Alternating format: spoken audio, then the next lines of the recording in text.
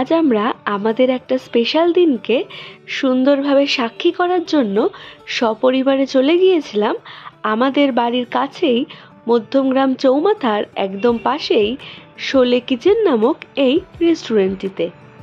রেস্টুরেন্টের বাইরেও রয়েছে এমন সুন্দরভাবে বসার জায়গা, তবে আমরা যাচ্ছি ভেতরে এসি রেস্টুরেন্টটিতে।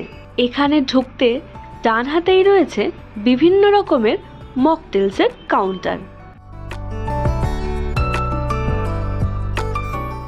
প্রথমে এসেই আমরা মেনু কার্ডটি থেকে আমাদের পছন্দসই মেনুটি বেছে নিলাম।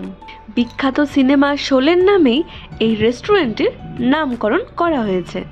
এখানকার থালিগুলির নামকরণও শোলে সিনেমার বিভিন্ন চরিত্রগুলির নাম অনুসারে রাখা হয়েছে। এখানে আপনারা চাইলে ভিডিওটিকে পজ করে মেনু কার্ডের ডিটেলসটি দেখে নিতে পারবেন। কাঁসার থালায় সুন্দরভাবে পরিবেশন করা হয় এখানকার থালিগুলি, তবে এখানকার থালিগুলি কিন্তু কেবলমাত্র দুপুরবেলার জন্যই থাকে।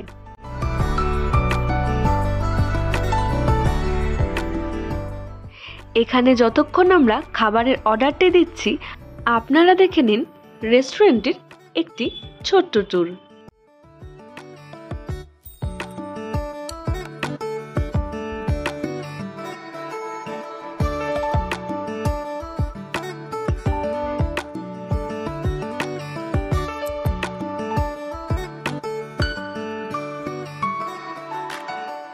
এই রেস্টুরেন্টের গুগল ম্যাপের লোকেশন আমি ডেসক্রিপশন বক্সে দিয়ে দিলাম, আপনারা চাইলে চেক করে নিতে পারেন।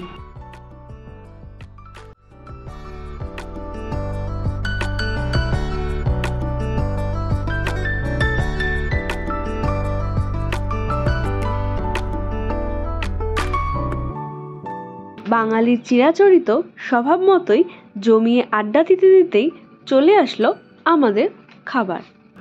আমরা নিয়েছিলাম ভেজ পোলাও, veg fried rice, chicken fried rice, mixed fried rice ও বাটার নান।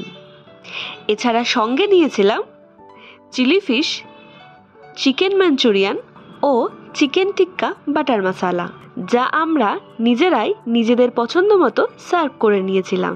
এখানে সব কিছু খাওয়ার পর এটাই বলবো, এখানকার খাবারের স্বাদ, মান এবং পরিমাণ তিনটেই কিন্তু বেশ ভালো। এখানে বলে রাখি, পোলাও বাদে ফ্রাইড রাইসের পরিমাণ এতটাই বেশি ছিল যে এক প্লেটে দুজন ভালোভাবেই হয়ে যায়। এখানকার সব খাবারের মধ্যে বাটার নান এবং চিকেন টিক্কা বাটার মশালাটি আমার বেশি ভালো লেগেছে। এছাড়া এখানকার অ্যাম্বিয়েন্স প্লাস স্টাফদের বিহেভিয়ার কিন্তু খুব ভালো। আমি কিন্তু হাইলি রেকমেন্ড করব এখানে আসার জন্য। আজকের মতো এই ভিডিওটি এটুকুই। দেখা হবে আরও একটা নতুন ভিডিওর সাথে। ততক্ষণের জন্য ভালো থাকবেন, সুস্থ থাকবেন।